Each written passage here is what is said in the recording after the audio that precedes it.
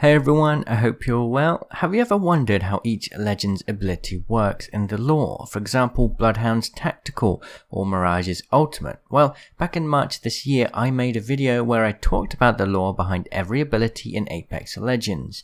Whilst I had the facts to back up all of the information, I didn't really do the video justice, and we also have 2 more characters to add to the mix, so I'm going to give it another shot, this time with more of a script to fall back on so it actually all makes sense. I'll be sticking to the facts as much as possible, but occasionally I'll delve into theories of my own where there aren't any facts to explain their abilities, so let's jump straight into it. Let's start with Bloodhound. Bloodhound went to live on Talos, World's Edge, with their father at a young age. Bloodhound's father was killed in a freak accident, so Bloodhound had to stay with their uncle Arthur. Arthur lived in a tribe of people who despised technology and lived off the land. They believed in more traditional values and had a strong connection with nature. Bloodhound and Arthur's people would hunt together and would stick to old values inspired by Norse mythology. However, it wasn't easy living without technology, and Bloodhound learned as they grew that technology was powerful if used correctly. A large Goliath attacked Bloodhound's village, and Bloodhound used a charge rifle to scare off the Goliath, saving the village. Unfortunately, Arthur had been injured beyond saving. Before dying, Arthur finally accepted Bloodhound's ways and named Bloodhound as the first Bluffhunter. Telling this story is important because it shows that Bloodhound infuses the teachings of their uncle and the power of technology together. Bloodhound has incredible tracking skills that explains how their passive works, and it's suggested that the ravens that you can see scattered around are there to bring information to Bloodhound. In Norse mythology, ravens would travel the world to give information to the god Odin. Now that sounds quite mystical and perhaps out of the realm of reality in Apex, but it's safe to say Bloodhound has a very strong connection with nature that no other legend can quite understand. As for Bloodhound's tactical, this is where Bloodhound's interest in powerful technology comes into play. We can see clearly that Bloodhound presses a device that reveals player locations within the area. This wrist-mounted tracker seems to draw inspiration from the pulse blade, which would be used by pilots to reveal the location of nearby enemies. It used sonar to briefly highlight enemies through walls. Bloodhound using sonar makes sense, as using the tactical makes a lot of noise, so it's sort of like an echo detection device. Now for Bloodhound's ultimate, it's hard to say exactly what is going on. Perhaps after devoting their life to the old Norse ways, Bloodhound truly has the ability to call upon a higher up power to gain enhanced senses, even more powerful hunting capabilities, and the ability to move faster. Now it's hard to say whether in the lore this kind of mystical ability is actually possible or not. Bloodhound remains a bit of a mystery because of that. You could argue that Bloodhound simply believes so strongly in their beliefs that they sort of create this placebo effect upon themselves that really does enhance their senses in such a way. Next we have Gibraltar. We know that Gibraltar came into the Apex games to help defend his friends after seeing many of them enter the games and fall victim to the other contestants. Gibraltar's parents were part of SARAS, which stands for Search and Rescue Association of Solace. Gibraltar also worked with SARAS for some time, so he has a big passion for protecting people and providing safety. It's safe to say he may have invested in the kind of technology that can help him to get his job done. The arm shield Gibraltar uses is well within the realm of possibility in the Titanfall universe. After all, we've seen shield technology be used on Titans before, such as the gun shield on the Legion, and even perhaps the armor that the Legends wear when fighting in the games. For Gibraltar's tactical, we know he holds a small disc that can be thrown on the ground to deploy a large dome shield to block incoming fire. It seems to work similarly to the shields used to protect Titans that are called down from orbit. Once again, shield technology isn't uncommon in the Titanfall universe. Because the disc is small and portable, it seems that may explain why the shield only lasts for a short time. It must take a tremendous amount of energy to power the dome shield. Now, what about Gibraltar's ultimate? Well, with Gibraltar having ties with SARAS, which is likely to be a pretty large organization, I think it's safe to say Gibraltar has the power to ask his SARAS buddies to throw down a concentrated orbital strike from up in space. Obviously, more carnage on the battlefield is great for viewership, so we'd have to assume the Syndicate are happy for Gibraltar to have access to such tools. Next we have Lifeline, and her story is sort of similar to Gibraltar's in some way. Lifeline left her parents after realizing they were immoral war profiteers, and she joined the Frontier Corps, an organization that aids frontier communities that need help. The kit she uses in-game is most likely the kit that she used to provide humanitarian aid. This letter and attached image pretty much confirms that. Lifeline pretty much has Doc to thank for most of her abilities. Doc has a shield wall that can help her to patch up injured people safely during the midst of battle. And Doc can also do some of the healing to nearby individuals too. Doc will insert a small healing tube into injured people to get them back in top shape. Now it's hard to say what's in the healing tubes, but it could be some sort of stim, the same that Octane uses in totally not safe levels. We don't know if Lifeline built Doc, but she is very fond of it. Lifeline's ultimate may be explained similarly to Gibraltar's ultimate. Lifeline has a good connection with the Frontier Corps, so that may mean they're always standing by ready to drop down care packages when she needs it. Maybe the person responsible for doing that is hoping for a cut of the prize money that Lifeline gets her hands on, or maybe they're just doing it for the good of their heart. Or maybe it's a completely automated system, but it's not a far reach to believe that she has access to orbital drops thanks to her connection to the Frontier Corps. Pathfinder is up next. Now Pathfinder is a Marvin unit, which we see a lot in Titanfall lore, but he's extra special. He seems to have a higher level of intelligence and is certainly stronger. Now there's still mystery behind how Pathfinder was created, but we do know that thanks to this poster in World's Edge, there is a company called Zip Tech that specializes in manufacturing Marvin units that are tasked with getting to hard to access places. Marvins are typically created to do the maintenance tasks humans don't want to, so it would make sense that Pathfinder was a Zip Tech Marvin created to traverse the rocky terrain, clear pathways and maintain World's Edge so that humans wouldn't risk their lives. That would basically explain Pathfinder's grapple, zipline and recon capabilities. We know a lot about Wraith's abilities thanks to the Voidwalker trailer. Before Wraith became Wraith, she was a science pilot called Renee Blasey that wanted to learn more about the potential of there being other dimensions. She and her work partner Amir Singh ran all sorts of experiments to find out the truth, and with nobody being brave enough to be the guinea pig, she volunteered to go through the experiments herself.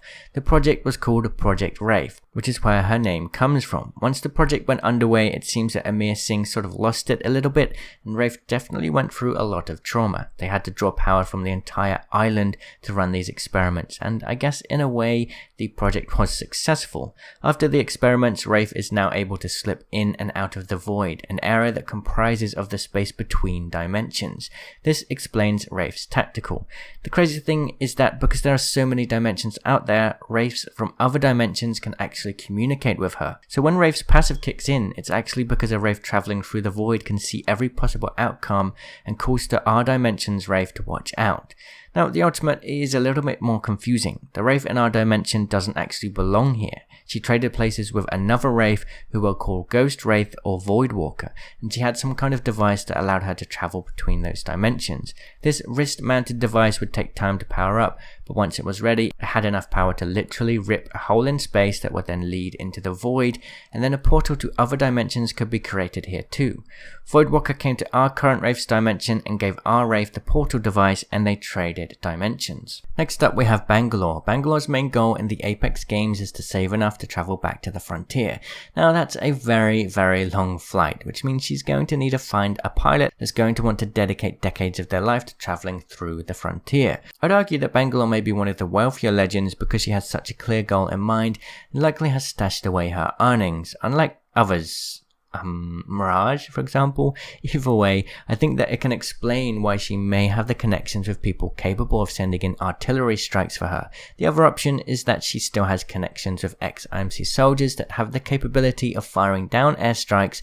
Bangalore was an IMC sergeant after all, so there's certainly the possibility of that despite the war ending. Bangalore's tactical is the most self-explanatory, they're just smoke canisters, and Bangalore's passive could be explained as her just having a lot of experience on the battlefield, and she's been able to harness that adrenaline that comes with being under pressure to move faster when it really counts. Caustic's abilities pretty much sum up his entire backstory. Caustic worked for a pesticide company and it was their job to create pesticides strong enough to ward off the most powerful of pests to protect crops. This work got out of hand began as Caustic started to find a fascination in the science behind the pesticides he was creating. Over the years, he has gone from testing his formula on animals to testing it on humans, and he is constantly fine-tuning his formula. So the gas traps and canisters are carefully created tech that he's essentially poured his life into making. Now, Caustic's passive is a little less self-explanatory, but we could argue that if Caustic was smart enough to create a mess around of chemicals, he may be smart enough to create some kind of contact lenses that highlight those within the gas, or maybe he ingested something to give him this ability. Mirage's mother was a famed and well-respected engineer that was responsible for creating holo decoy technology. This is something that has been around a long time, and we know that because of the holo pilot ability in Titanfall that allowed pilots to create decoys of themselves to trick their enemies. Given the time frame of the timeline, which suggests Apex Legends took place roughly 30 years after the end of the war, it's totally possible Evelyn Witt, Mirage's mother, may have been the person to have created the holotech in the first place. Mirage's 3 brothers went missing during the Frontier War, which left just Mirage and his mother to delve deeper into the holotech, taking it further, making it smarter. So that pretty much sums up how Mirage uses all of his abilities. From his cloaking to his decoy bamboozles, it all comes from his mother's tech, which he developed upon further. Octane is a daredevil adrenaline junkie with a large fan following, and he's always seeking to take his stunts to the next level to wow his fans. To keep up with his antics, he has a constant supply of stim to boost his speed, give him more strength, and give him more constant energy. Stim is literally just adrenaline, and it's something pilots have used for decades. However, the way Octane uses stim is very reckless, which causes damage to his body. Thankfully, the stim is also regenerative, so he does slowly overcome injuries over time.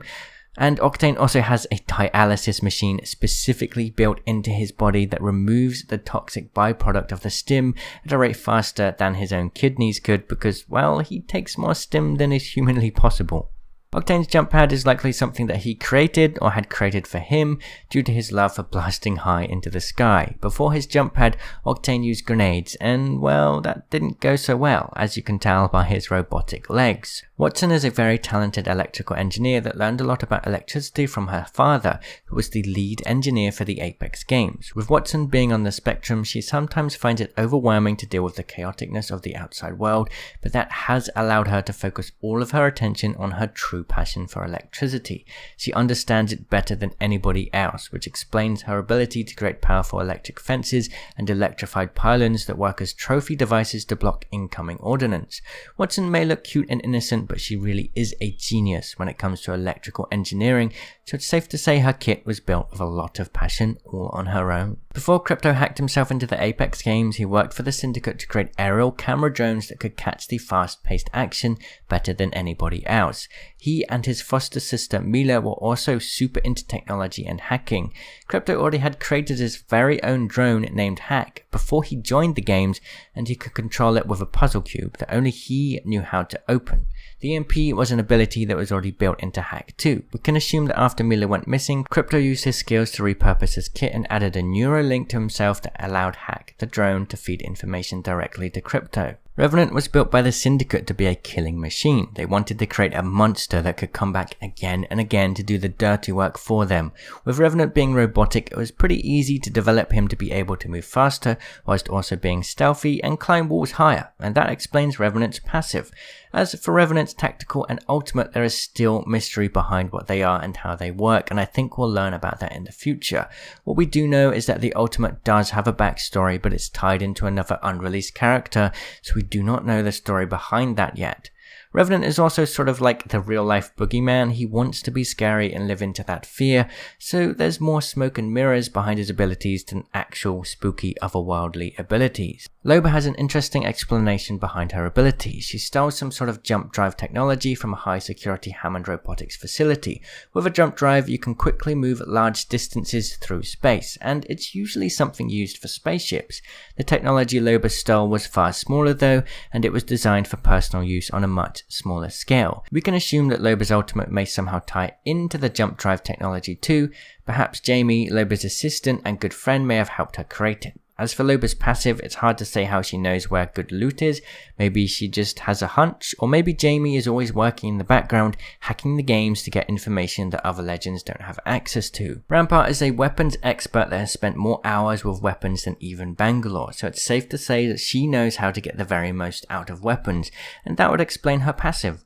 Rampart's ultimate, Sheila, is also something she built herself. If you didn't know, Rampart is a gunsmith that has had her own weapon shop, and people all over the Outlands would pay a very good price for the custom weapons she built, so she is very good at what she does. The walls Rampart have seem to be a modified version of the A-wall, a technology that pilots use to protect themselves from incoming fire whilst amping the shots that go through the wall. You can tell Rampart adapted the A-wall technology herself, as the walls have her name and identity written all over them. So that's it, the lore behind every ability explained in Apex Legends, and I think done much better than last time. I hope you enjoyed this video, and I'll see you all in the comments. Cheerio! Did you know I stream almost every day from 7 PM UK time or 11 AM Pacific Standard Time? You can catch me live right here on YouTube, so make sure you have notifications turned on. I also have a new members program. Become a member for $2.99 a month, get your comments highlighted in videos, get a cool badge in livestream chat, get access to these cute emotes, and also gain access to my members tips videos, where you can ask me for any tips and I'll be making new videos weekly to help you improve your own game. Click the join button or click the link in the video description to get involved.